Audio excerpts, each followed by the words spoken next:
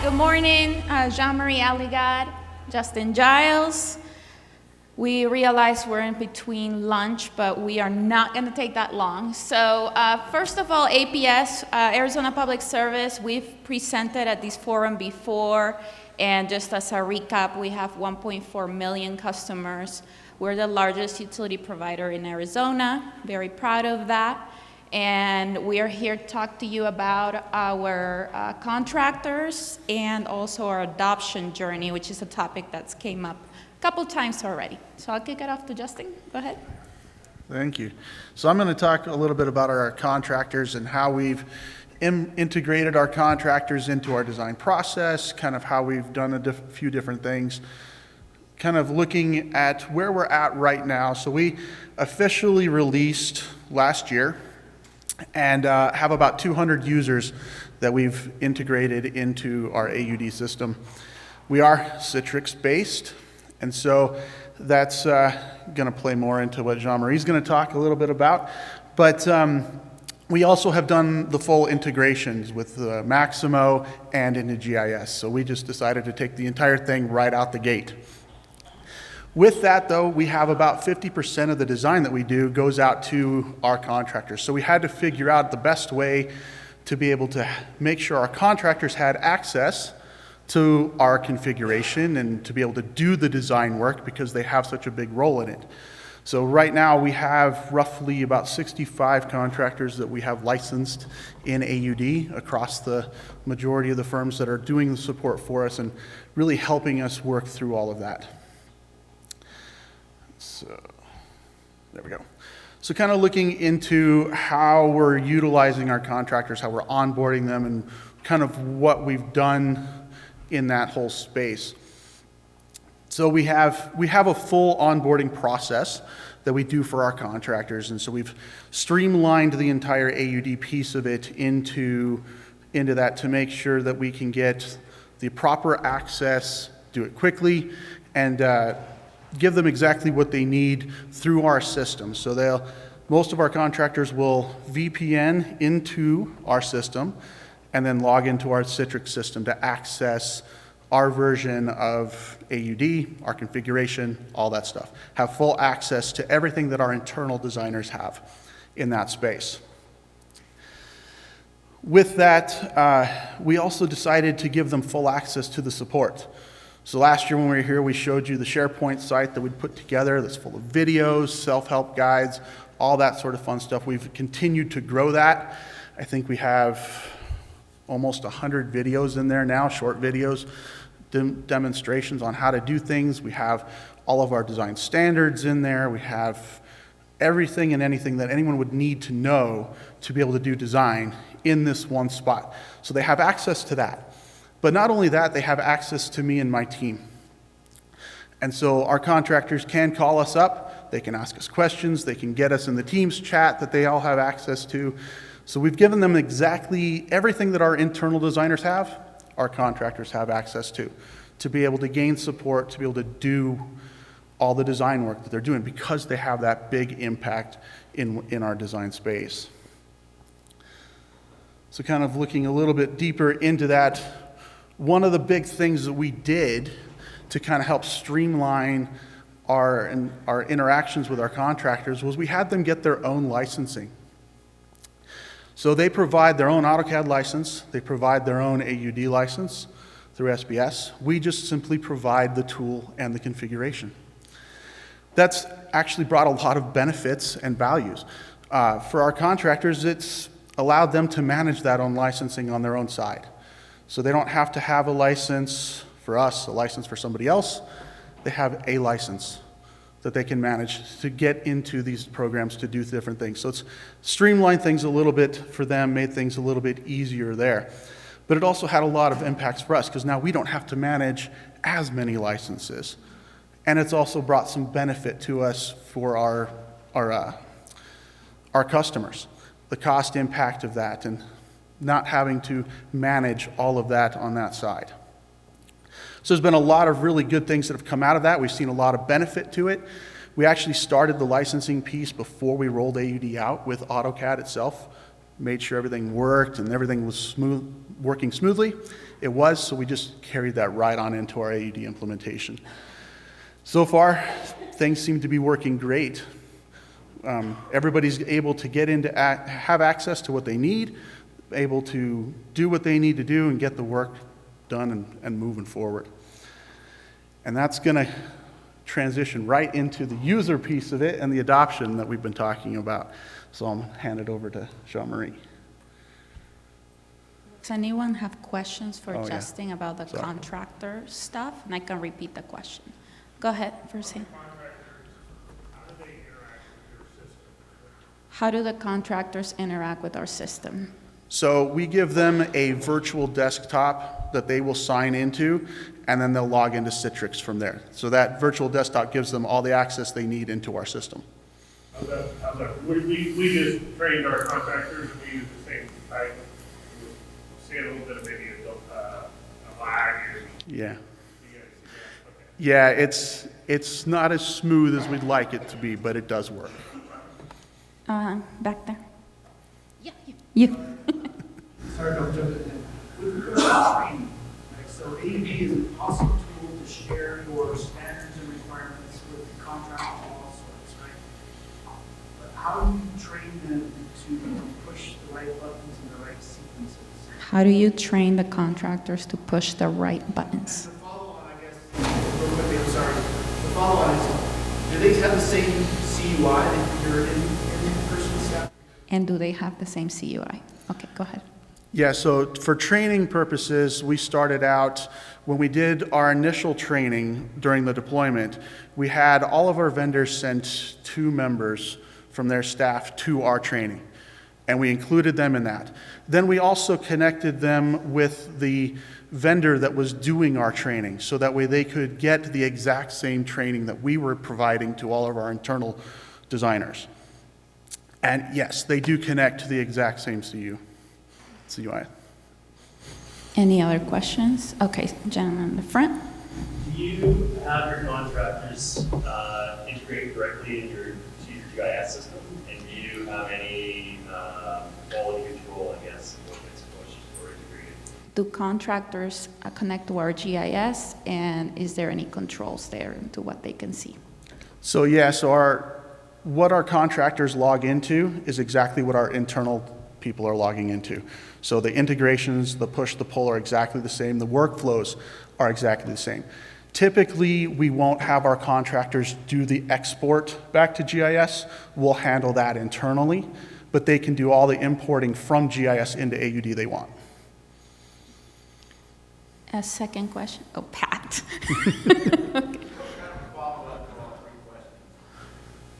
So you have the contractor log in, and they're in APS basically, essentially, but you don't trust contractors, please don't buy them up. Smart move, I would go with that. But do you have any contractors, instead of having to do the VDI, just say, hey, here is our template, here is our material catalog. If you're going out and doing a field survey, you don't really need to do the starting point anyway. If you have anyone of that, or then all you have to be in the APS environment. Do we have any contractors that have access to our template and catalog offline without having to log in? We do not. So we've talked a little bit about that, but have not gone down that road. We've been doing so many updates and so many enhancements and bug fixes that it would have been a lot of work to try to manage that through all of our vendors. So at the moment, we have the requirement that they all log in to access it. Good. One more question back there? Yeah, what kind of work do you have for your contractors? So is it commercial, residential, or is it mainly just like better things that don't really involve customers? What do we outsource? So we actually outsource a little bit of everything. So we have some docs that we'll send out in the state region, the smaller areas that'll do all their maintenance work. They'll keep the customer work in-house, but send the maintenance work out. In the larger metro area, Phoenix, we pretty much do a little bit of everything. So it just kind of depends upon who's available to do what, their experience level, and the projects that are there. Pat, go ahead. Sorry, figured another one. Since they're off down with the contractors and now the APS standards, have you got any metrics on what your acceptance and rejection rate is based on non-standardized designs coming back in and all the way through the construction workflow? Have we done any metrics yet? Or any measuring of rejections, red lines, things like that, I imagine. Not yet. We're working there. Yeah. It's on our to-do list as soon as we can. Ooh, Kyle has a question. There was somebody else? Okay. Do you allow them to access your environment, get catalog down with recent updates for a specific job, and then pull that offline, kind of remove that, what can be lacking in specific environments, and then send it back to you? So his question, let's repeat for the live thing. His question was, once they enter our system and they're connected to our virtual environment, do we let them then download that data out to deal with some of the latency? So we haven't, only because we haven't sent anybody our configuration. And so they wouldn't have the tools and all the blocks and all the other stuff that we've created if they weren't working on our system. So that's not a road we've gone down yet, but have talked about. All right, go ahead. What licensing do you provide for the engineering firms, if any, or do you make them provide their own licensing? What licensing do we provide to our engineering vendors? And I'm with TRC, so. So watch what you say to TRC. Watch what I say. All right. So at this point, the only licensing that we're requiring that they provide is the AutoCAD and the SBS license. Any other programs that they're using in-house, we're taking care of that. Great. Any other question? Oh, yeah, go ahead. Yeah. So, when you guys do work for just residential hookups, as far as like the service level, do you guys actually draw those designs out and then send them out, or is that one of the things where you just order material and kind of do that? And if you choose to order material and don't do an actual design for that, how do you plug that? So the question is around our service. Services is what we call designs. And I'm assuming there's a loaded question, so I have to regurgitate it. But basically, are we doing designs or are we just ordering material? Kind of what does that process look like at APS? That's a fun one. So we've actually taken kind of a hybrid approach to that. So we've basically said that any service-only project that's going to require a permit or an easement or anything along those lines, that's going to be designed in AUD. It's going to go through the entire design process. It's going to go through the material ordering pieces of it, all of that. Anything else that's strictly on property, whether it's just replacing wire or just running from a transformer that's already on that property we're not requiring that to go through the entire design process. Most of those are done through marked up GIS maps, and then will get submitted back to GIS for mapping. Yeah, and it really does vary from service center to service center across the state, depending on the resources.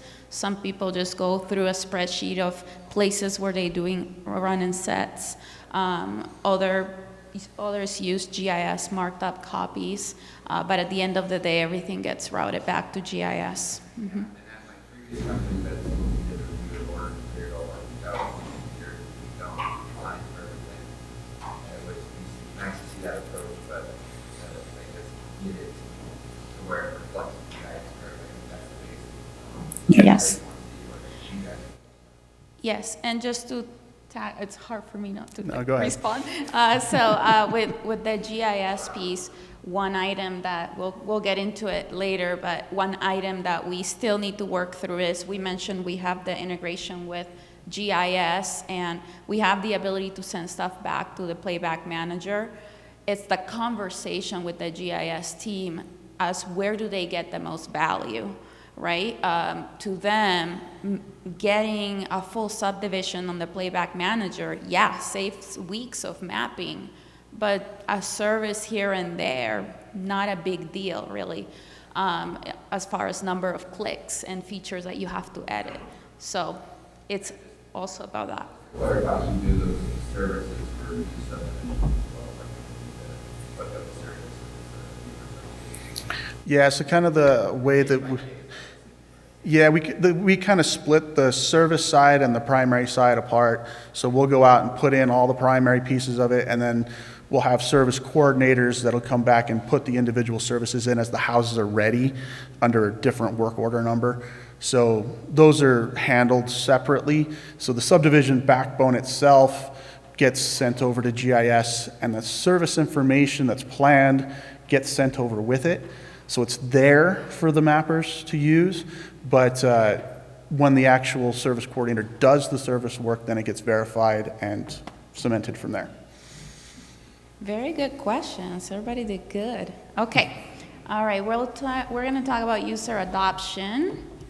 And before I go into this, I've been telling this joke that I helped deploy a different tool for project representatives, so the people that handle all the construction, new revenue projects. And we have another tool, and we also have resistance with that tool. And I just want to get shirts like the Nike symbol that says, just do it. Yeah. But that's not going to go very well, so.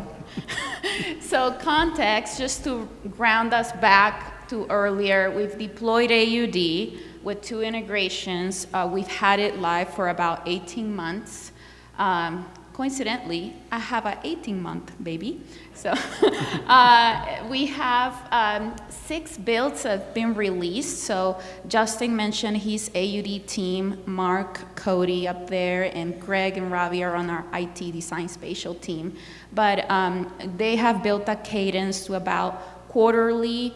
They are working on 50 to 60 enhancements that they release back to the users, and it's all based on user feedback, right?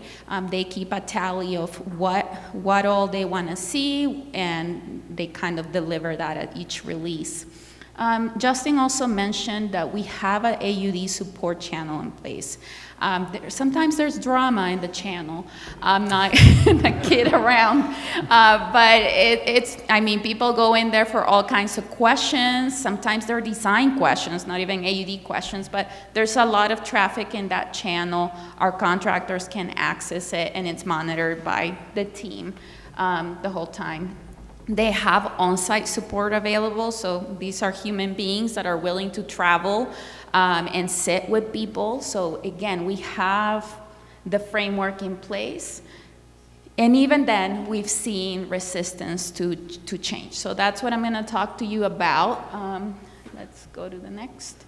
Okay, so I was, over the last 3 years, I left, and I was running operations, so I was over the southern half of our state, in charge of keeping the lights on, building new projects, had 6 service centers, crews, contractors, you name it.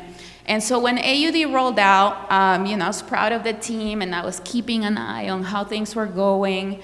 And I started hearing the noise about, well, it's so slow, and we don't like it, and there's all these problems, and a lot of resistance, to the point where the users were fighting back. They're like, we're not gonna use this, we don't wanna use it.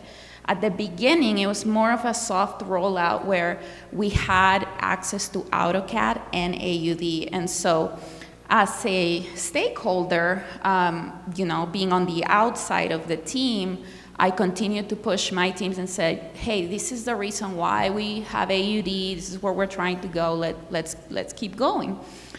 And so the last, I would say 2 months ago, our VP of T&D asked me to step out and help really drive the use of technology.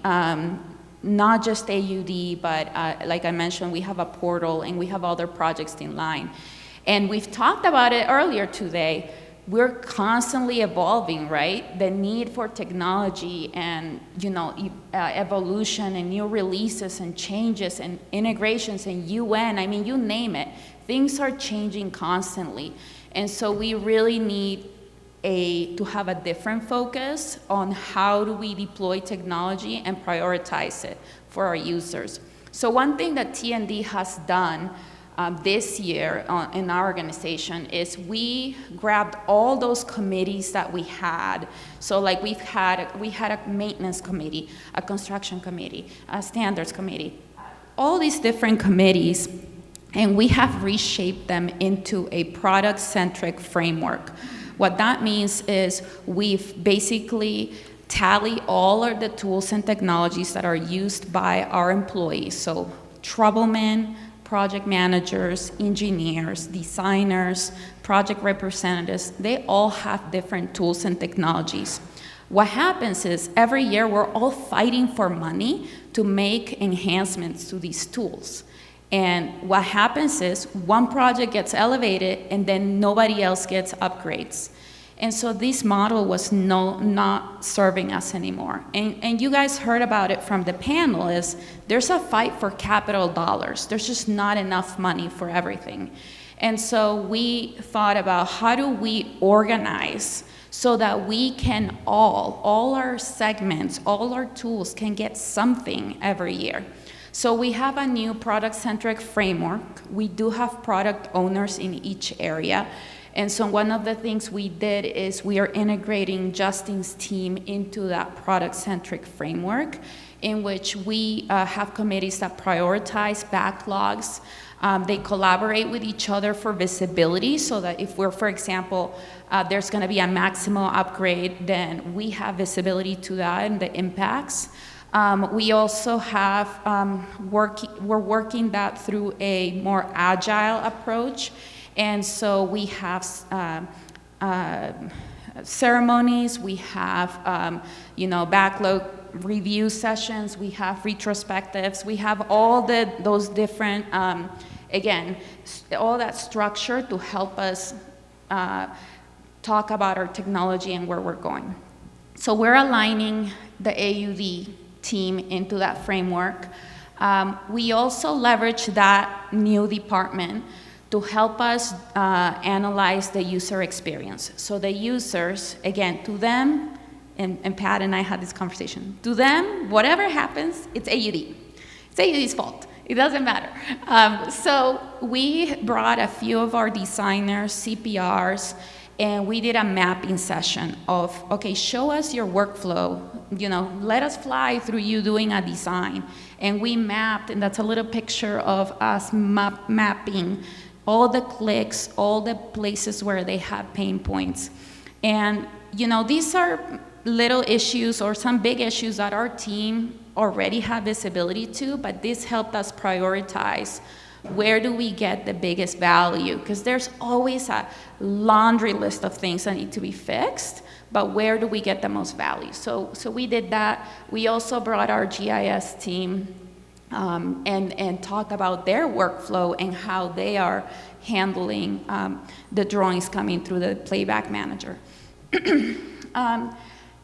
To speak to the slowness and performance and the Citrix, little teaser that Justin gave you, we had, our IT team had, try to do visits and sit with people to see what was going on, but we didn't really get great information out of it. We asked people to submit tickets, and you know how that goes. They never do, they just complain, and then they get over it.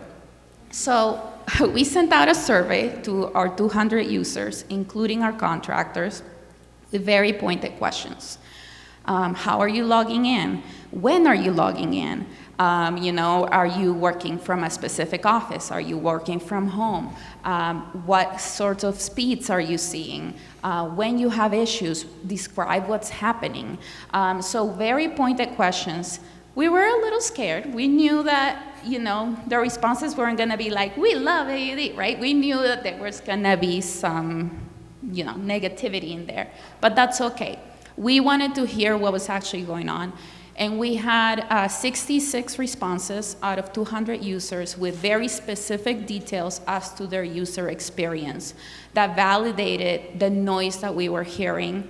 One of the really great highlights of it that I'm able to share with my director peer set was they, from the times of 8 a.m. to 11 a.m., if they're in the office, they're toasted, they're done. And the reason is they're fighting for the for the bandwidth in the buildings. So it is a real thing that we didn't think about when we decided we're gonna bring everybody back in the office, right? So that's information that now I have in my, to share with my peers. But so we grabbed some of that information, and again, with the service mapping session, we have been able to kind of look at all the problems and how are we gonna attack each one and how do we prioritize. So let's go to next. This is the kind of almost the last slide. So AUD, so 3 big things right now. Of course, the laundry list is big, but the latency, we really believe there's an issue with the way we've set up our Citrix connectivity. I got on the phone and I said, Pat, help me. And he was gracious enough to send Sergey. And so Sergey, thank you so much for coming. He spent a few days with us going over our settings, really getting into the granular detail with our teams. And we've actually made some breakthroughs on, I'm not gonna sit here and explain what we found because, I'll butcher it, but I was there and it was very eye-opening. And again, I've been here. I know what AUD can do, and the experience that our designers were describing to me, it did not make sense that this was happening. And now we have made some breakthroughs and some progress on discovering how we can better, our login, how we log in, and just cleaning up our Citrix profiles and things like that. So that's work in progress.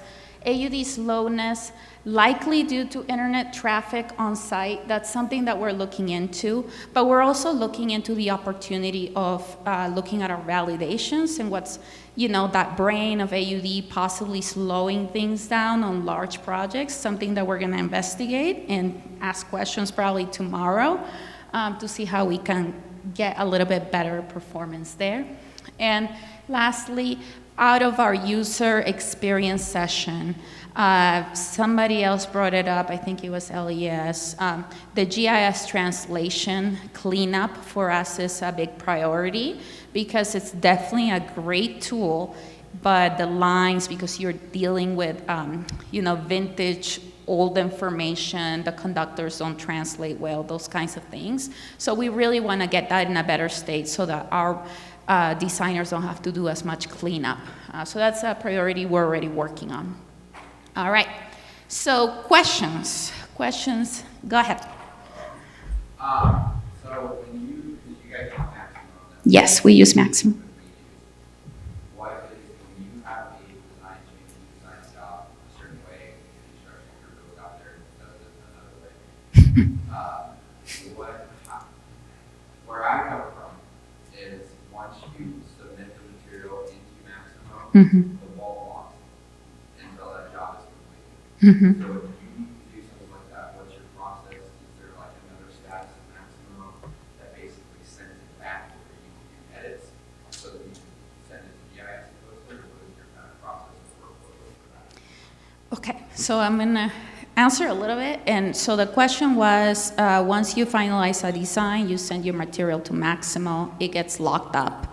And so for your experience, so what do we do if we have field changes? We need to add material on the fly. I don't believe we do that through AUD today. We do? Okay, go ahead then. You answer the question. So what we'll do is when the red lines come back in, per our design or our as-built process, the designer will go in and update the design and then change the design status in the work order browser to as-built. And when that pushes over to Maximo, that creates the as-built estimate in CUE. And that's what we use to finalize the estimate and close out the work order. So Yeah, so we'll accept it in a design status at the very beginning when we're routing the project to construction, and that sets the cost and everything and the material list and everything for the crews to work off of. And then we go back and retrofit that basically to the actuals. We don't lock the. Correct, we don't lock it. Thank you. Yeah. Yeah. If there's a field change, we can do it on the fly. Great. Go ahead, Pat. You say the as designed and as built, you guys have data, if I remember correctly. And are you capturing the status of, why is my crew always saying, thank you, college boy, for telling me how to build this? So that maybe your standards are wrong and the crew is right, or maybe the crew is wrong, and are you capturing this as built, as designed, as built deltas? Yes, we have different statuses to capture, what the CU estimate was and then what the as-built estimate ended up being after the crew decided to build it, because that never happens, made changes. So yeah, we can capture the deltas in Maximo and in AUD. You're Yes. kind of spoiling what I was going to go over with Chuck tomorrow, too. You update the GIS, but that's what they, historically GISs don't have cross arms, they don't have, on the guide. So you're manually cleaning, are you capturing that now in the GIS? Yes. We do keep the, and correct me if I'm wrong, the framing features are in our GIS, and that's managed by spec code. So like, 3130 to us is a clean frame, I don't know how you all call it, but not the cross-arm one. 3400 to us is a flat cross-arm. So yeah, so we capture it in by spec on the feature itself. Yeah, so GIS isn't tracking all that data yet. That's part of the reason why we're going to UN, so that way we can capture all that. But yeah, that is our intent, is to capture all that in GIS. And so we'll actually send the everything over to GIS for pre-mapping at the job routing stage, and then send it again at as-built. Yes. Question here in the front. Can you expand on your support structure? How many people are taking phone calls? How many people are going to the field? Not enough. Okay, support structure. 3. That's it. There's 3 of us that are doing it all. You take care of admin toolkit, and support help tickets, all those. Do you want to kind of expand of everything you guys do? Again, recap. Sure. So it is Mark, Cody, and myself that are the AUD support team, and so we pretty much handle anything AUD related, as well as a few other things. But so we'll go and do the doc visits and spend the day in the doc answering questions, helping through workflows, doing whatever we need there, monitoring the chat, answering questions in the chat, monitoring any other emails or anything that come our way, helping end users work through problems, work through things they don't understand. We are working through doing configuration and getting all of that done. Pretty much you name it. If it's AUD related, it's the 3 of us doing it. How many people do you think you need? I need at least 3 more. Yes, and so, and that's part of, why I'm getting involved. There is a need for support for all our technology tools, right? We also have OCalc at APS. That's just an example. We have so many other tools that we don't have dedicated BAs or folks that are providing that support. And so everything kind of falls on, catch-all at the moment, so. Oh, I did forget too, we support IT with upgrades and testing and support training with all of that as well. Do you have separate instructors? Yeah, so our training team has their instructor team that does the training. Typically, they will call one of us in during the week that they do AUD training to be there to facilitate. There was a question kind of in the middle, or did it go away?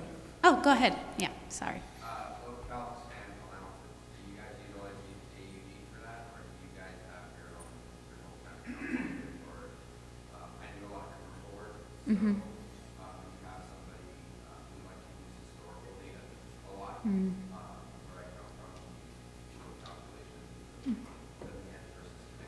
So when